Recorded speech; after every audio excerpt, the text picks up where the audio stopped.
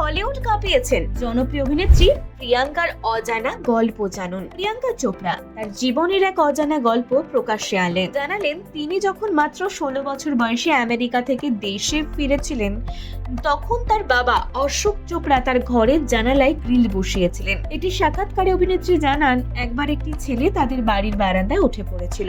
তারপর থেকে তার বাবা আতঙ্কগ্রস্ত হয়ে পড়েন। এই ঘটনার পর তার বাবা তাকে ঢিলে পোশাক পরতে বলেছিলেন ভারতীয় জামা কাপড় পরতে। অভিনেত্রী বলেন, তখন তার কাছে কোনো ঢিলে পোশাক ছিল না।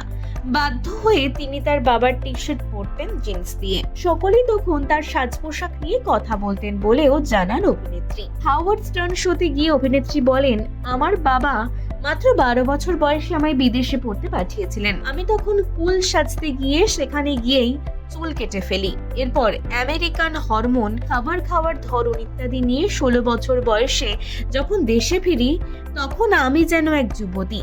আমার যেমনটা ভেবেছিলেন তার থেকে অনেক বেশি বড় হয়ে উঠেছিলাম আমি যখন আমাদের সেই ছোট্ট শহরে ফিরে আসি দেশে, তখন আমায় বেশ কিছু ছেলে ফলো করতো রাস্তায় বেরোলেই। একজন তো একবার রাতে বারান্দায় উঠে পড়েছিল।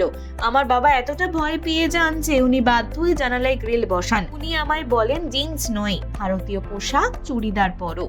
আমি যেখানেই যেতাম আমার সঙ্গে একজন ড্রাইভার যেতেন। এরপরেই আমি আমার ক্যারিয়ারে প্রবেশ করি। আমার বাবার জন্য আমি ভীষণ খারাপ লাগে আমার। এই অভিনেত্রীকে কারা কারা পছন্দ করেন, লাইক, কমেন্ট, শেয়ার করে জানাতে ভুলবেন না।